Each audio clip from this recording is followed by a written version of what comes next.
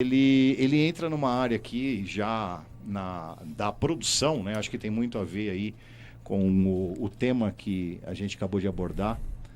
Ele comenta que costumeiramente a gente vê a arquitetura como algo inovador, né? Mas a pergunta dele é na relação da área da restauração, a importância do arquiteto nas restaurações, né? Ele até comenta que recentemente tivemos aí a entrega do Museu do Ipiranga, enfim. Ele quer saber sobre a sua visão nessa área da restauração envolvendo o profissional arquiteto. Novamente, excelente pergunta. O público de vocês é muito afiado, não? É ótimo. A gente tenta. Não é? Muito bom. Olha, esse é um tema importantíssimo pelo seguinte. Nós temos séculos de cidades, né, na Europa, por exemplo. Não é? Aqui, né, somos um país jovem ainda, 500 e poucos anos, né, daquilo que se disse do descobrimento, na verdade da colonização.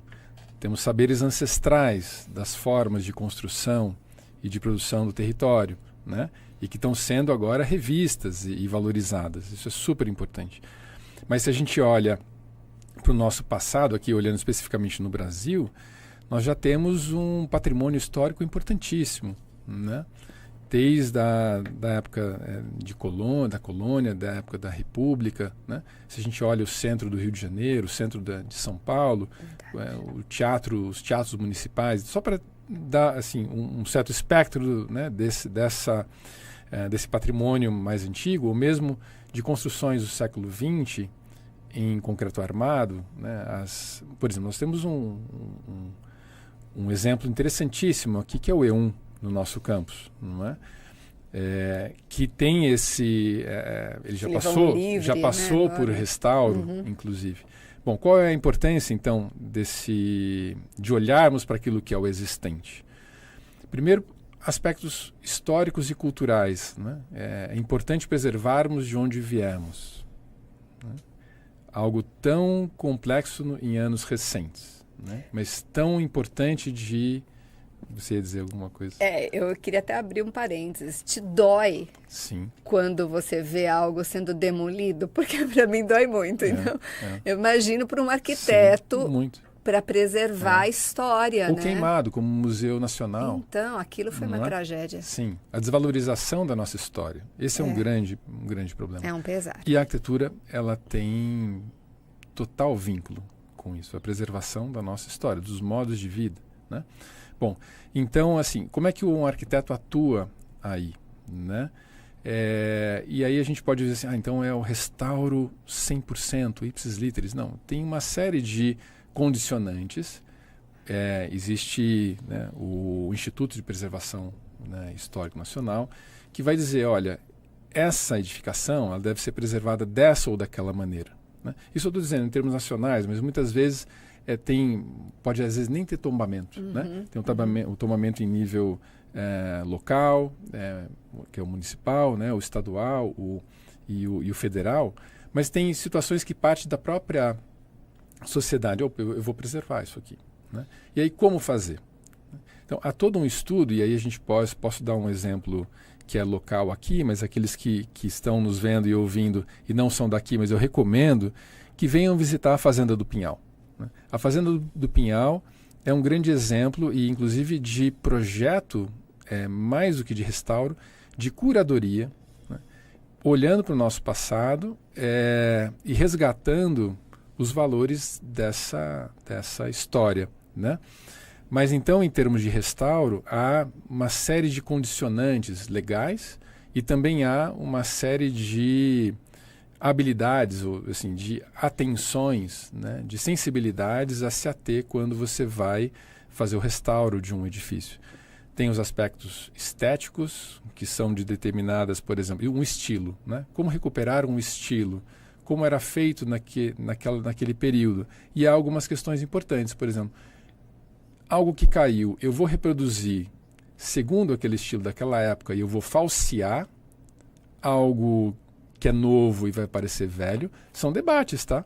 São debates. Entendi. Ou então eu vou ali marcar que algo novo está aparecendo ao lado de algo antigo. Né? As ruínas na Grécia passaram por esse debate. Né? Como intervir em situações como essa? Eu vou reconstituir o panteão ou eu vou deixar como ele está? Em países que teve guerra? Sim, com certeza. Tem, né? agora. Agora, como é que temos um campo aqui, a professora Simone Visioli, por exemplo, aqui no IAL, é uma das pessoas aqui, com certeza, e no Brasil, muito envolvida. Ela esteve com a gente aqui no Informe. No Informe, não foi no Sabidão, foi no Informe USP, mas então, já esteve. Já esteve aqui. Quer dizer, a utilização de scanner 3D né, para recomposição virtual de um edifício, para saber, então, trazer a representação do edifício existente, para que você consiga pensar estratégias mais adequadas de intervenção nesse edifício. Então, nem sempre vai ser o que era, mas pode ser pensado não necessariamente. De uma outra maneira. Uhum. Né? Então, a legislação, ela, caso a caso, ela dá margem para essas decisões. Né? E uma coisa também super importante que a gente volta ao tema ambiental, demolir para construir em cima, né? Então, ali a gente tem energia condensada e que se perde. Óbvio que a questão cultural é inimaginável. Né? Então a ideia é assim, a gente chama de arquitetura tábula rasa, né? Eu passo o trator e aí eu crio algo completamente novo. O oposto. A gente é mais inteligente do que isso. É possível juntar, né, a história com o presente, com possibilidades de futuro e adequar novos usos para essas instalações que têm um super valor. Né? Na sua opinião, culturalmente, o brasileiro ele não vê dessa maneira ou tem uma mudança a caminho a respeito disso? Olha, eu quero crer que, espaços como esse, não é? Que estamos abrindo aqui, eu acho que eles têm esse propósito também, não é?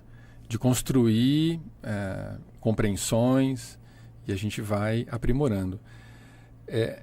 Na sua grande maioria, eu vejo que nós temos um apego pelo futuro, né? Um futuro que será brilhante e muitas vezes esse passado que precisa ser, né? Para quê?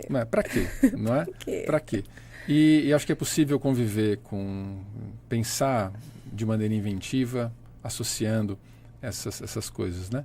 Então, quando veio a pergunta sobre o Museu do Ipiranga, um exemplo belíssimo, né? A hora que a gente vê, tem um conjunto de atores, a universidade à frente, faz um concurso público, escolhe, né, um projeto de excelente qualidade, né, do Pablo Neru e seu sócio, é construído, né, com investimento público, parceria privada, e o que você vê ali é um edifício, né, emblemático, que conta a nossa história, mas completamente modernizado, segundo o que se tem de melhor em termos de museografia, né? Inclusive assim, foi a oportunidade, né, para que se repensasse a maneira como a gente trata o processo de colonização. Né? Eu estou falando, já entrando numa outra história, mas por exemplo, como é que a gente fala dos bandeirantes. Então, teve até uma revisão, né, do modo de expor as narrativas postas. Mas então, todo um processo de modernização que não, para que ele ocorresse, ele não precisou esquecer o passado, mas ele revisitou criticamente esse passado e se assentou de maneira inventiva sobre ele, ou na verdade não sobre, mas associado a ele. Ou seja, vale a visita.